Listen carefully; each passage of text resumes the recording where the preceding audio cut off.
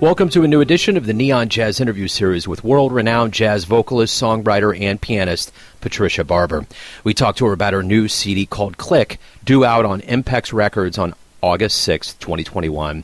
And this is done with multi-Grammy winner and longtime creative partner Jim Anderson. Her insistence on writing her own songs makes her difficult to categorize, and her unwillingness to play the music business promotional games has resulted in her having work evaluated by critics on its own terms. She is a tireless performer who has toured the globe, and she has wonderful stories. Enjoy. Well, Patricia, thank you for taking a minute out for Neon Jazz. Great.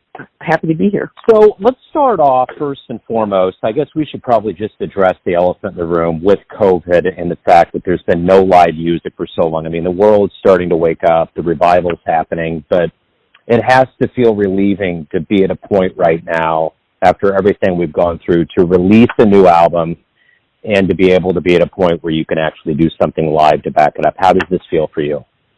Yeah, I don't feel that way about being able to do live performances yet, because I'm one of the high risk people. My lungs are sick. I can get very sick with the flu or a cold. A cold can turn into a year's event for me, where I lose my voice and I could lose my life if I get a flu. So with the Delta variant surging and so many places in the United States and across the world where people are not vaccinated, I'm not comfortable going into, let's say, jazz clubs with low ceilings and no ventilation. I'm not sure that my immune system picked up the vaccination the way it should have. I'm not sure, but I don't want to take that chance right now. You know, if I were an instrumentalist or a drummer or a pianist, I could just put on a mask, but I can't really put on a mask as a singer. So I'm gonna wait at least another year. I think I'm gonna wait until the global infection rate comes down. That makes sense. Yeah. I didn't realize that, and there's so many levels of this that are risky, and and the airplanes, and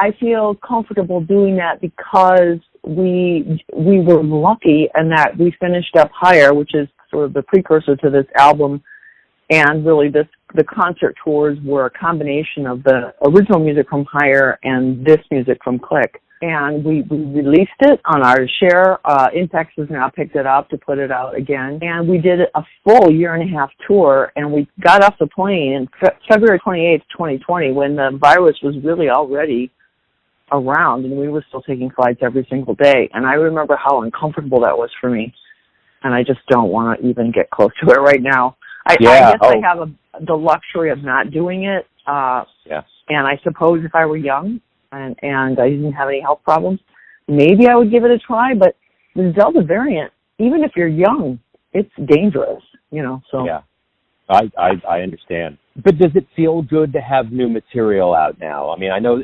basically, because the big thing is that there's been no real serious communication between musician and audience other than an album, and now, you got a brand new one out. It just has a good feel. It's full of standards. So talk to me a little bit about this project and how it feels that it'll be out August 6th, correct? These are the tunes that do not have the dark side of me, of Patricia Barber.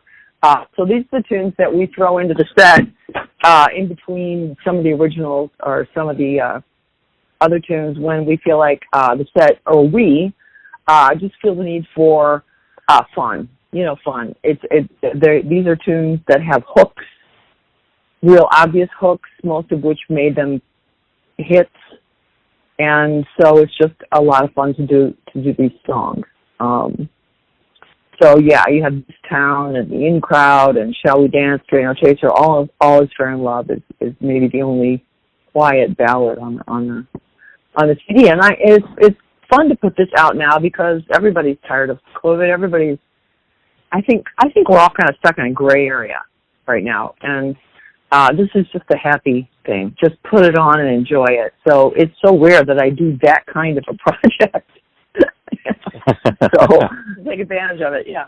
So what have you learned over this quarantine lockdown time about yourself that's going to make you stronger as, you promote this album, and a year from now you're saying you're going to go out and do live shows? How do you see yourself emerging as a stronger human being after going through this? Definitely you have no choice, I think, but to look very carefully at your priorities. Most musicians at a certain if they play at a certain level, where they're invited around the world to play, they've missed a lot. I've missed a lot. I've missed a lot of my nieces and nephews growing up. I was on tour.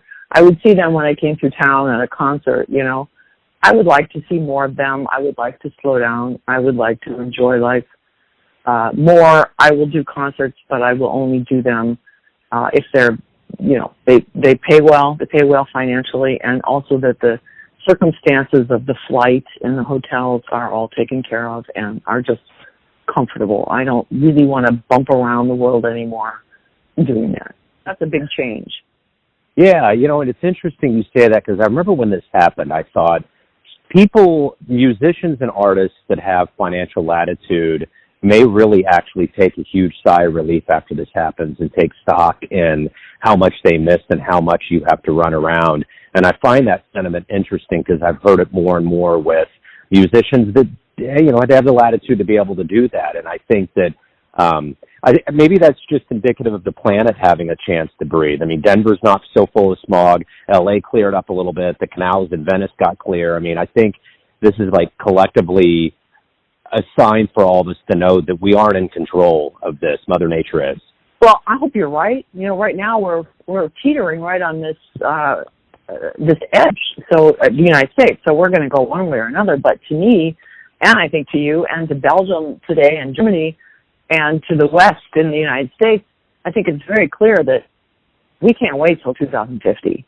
We really can't wait. We really need to buckle down and do what needs to be done now. I think that we're losing our battle with climate change, and I think it's time to pay attention and do something. I myself am sort of obsessed with open land, because Michigan has a lot of open land still and open farmland, but, Governor Whitmer and Governor Pritzker are all sort of preparing for climate migrants, and I don't want the open land to be bought up, because we need it. First of all, Michigan gives the world all their food. We're second only to California in how much food we grow and give to the United States, vegetables and fruit.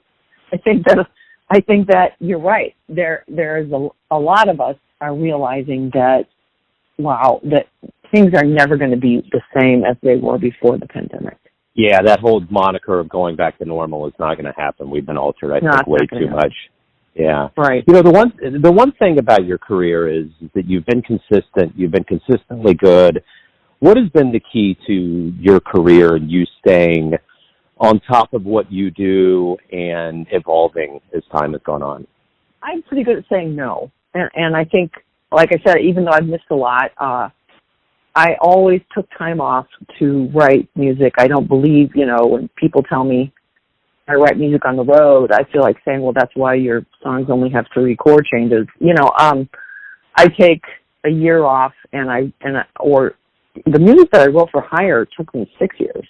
It took me 6 years to write, because I am changing the harmony of what you would call the jazz song repertoire, and it can be sung by opera singers and can be sung by jazz singers, and it's kind of a new harmony for jazz musicians to play over. When I get instrumentalists to play with me on these tunes, they say to me, "Oh, I don't need the music," and I say, "Oh, I think you will. I think you'll need the music," and they do, because the chord changes are not the prescriptive chord changes of jazz. They're not at all. They're much more derived from voice leading, which is a classical form of composition. What do you like the best about being a professional musician? Every day you wake up and get the chance to create music. What do you like the best about this process? Well, music itself, of course. I think that, how do you articulate what music does for us? Renee Fleming has done this wonderful series, Music in the Brain, and you can actually see the changes that happen in people's brains when they not only play music, but just listen to it. I feel that playing music. I feel healed playing music, and I play it every day. I listen to it every day. I always have an hour that I just listen to music, and like one of my dogs knows that it's music listening time, and we go into the room and we shut down the lights and we listen to music. There's something magical and healing about music. And I often think about, I am sort of torn. I think about running for office. so that I can do something about open land and zoning and this and that. But then I think, well, maybe not. What I've done is spend my whole life writing music and playing music, and I think that has a very important function in our very difficult world right now. I think when we read the newspaper right now, however you read it, I think you can't help but be alarmed. Well, and I think the one thing I've thought about, too, over the course of this pandemic is we've talked a lot about frontline workers and who essential workers have been, from the medical profession to grocery store workers, all of those things. But I think about art. And if we didn't have art, whether it was music or TV or film during this time, it would have been a vastly darker period. So, very dark. Very dark. Oh, yeah, it would have been unbelievable. Just like a testament to what you're saying about how important music is, you know. Yeah. When you do return, say a year from now to the stage, and musicians are returning now to the stage, what do you hope we all collectively realize about the power specifically of live music, both musician and the audience? The what that applies to musicians? The power of live music, the allure of being in a live environment power of live together. Music. Oh, yeah. It's why I'm waiting. I'm waiting to go back to the CSO. I'm waiting to go back to the lyric opera.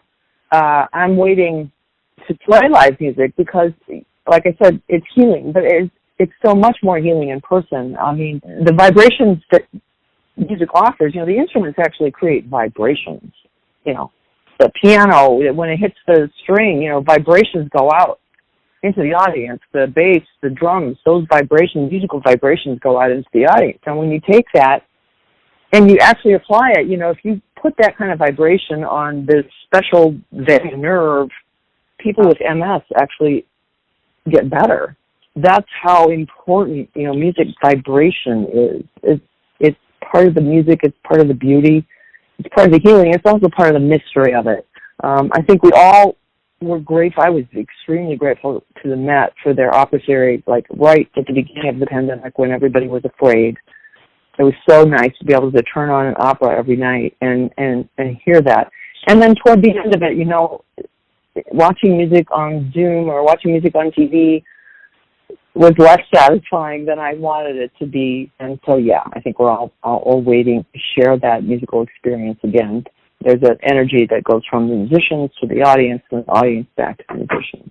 So staying on the topic of live music and even performance, over the years you've had the chance to perform with a lot of musicians. What did the elders and legends teach you that you in turn taught the younger players that have been around you? Well, I never phone in a performance. I learned that from the great musicians. I used to have dinner with Oscar Peterson at some regularity in Chicago. The most gentle giant in the world, the nicest guy. Sheila Jordan is a friend of mine. We write to each other every day on email, and she's 92, I think, and very extremely wise. I have never phoned in a performance. I think at the point at which you are phoning in a performance, I think you should stop. I think you should not do that.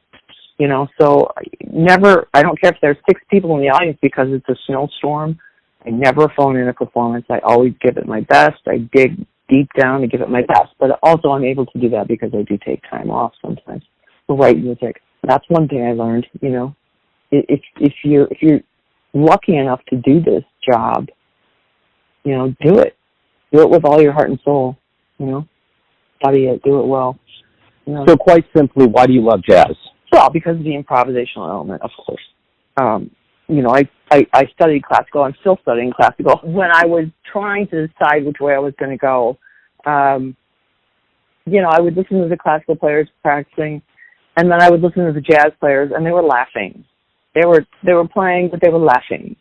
And there's something to improvise is really to give away such a intimate part of yourself, the fun parts of yourself, the sense of humor. You can have a very intimate relationship with the other musicians when you're improvising. So it's the improvisational element of jazz that I really love. Of course, I love all the things about jazz. I love groove and high. I can't stop thinking about the changes of groove and high. I play it over and over and over, and I keep finding different ways of getting through the chord changes, and it's the improvisational element I love. So everyone has a perception or an idea of who they think you are, your family, your friends, your fan base, but ultimately you live your life. What's your perception of who you think you are? Who do you actually think you are? Who do I think? I think it's clear who I am. I mean, I am a pretty serious composer and musician who I've dedicated most of the hours of my life to that. But I also am passionately in love with. Right now, I'm sitting in the middle of a forest. We have this house out in Michigan, and we host all our friends and family every year. So I'm that. I'm a gay woman. I'm a woman who is very grateful for living in the United States and Edie Windsor and being able to be married to my wife, Martha Feldman, who is a professor of music history at the University of Chicago. And like I said, I feel like I've missed some things, and so I would like to miss less now, or I would like to make up some time for that. So my nieces and nephews are so grown up and so just wonderful people. I think I would owe them a little more time.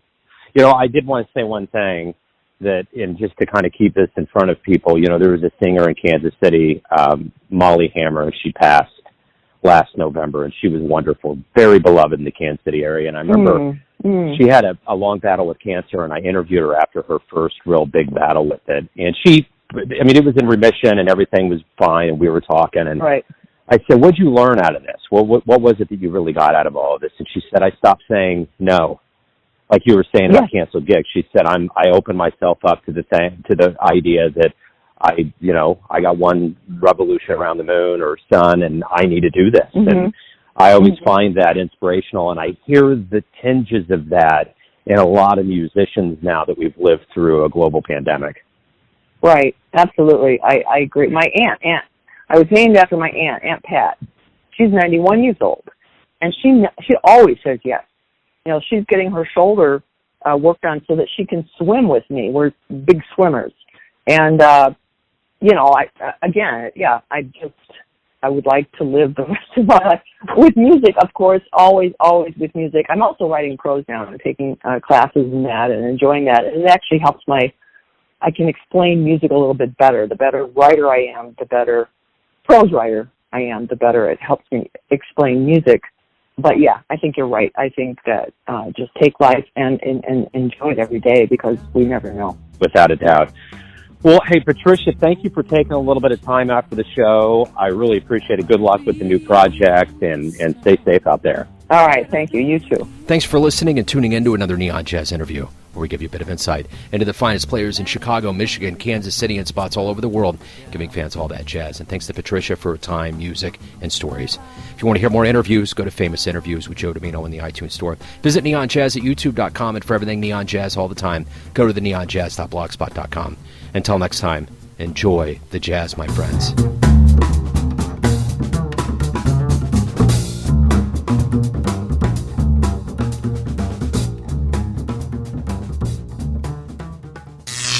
Neon Jazz.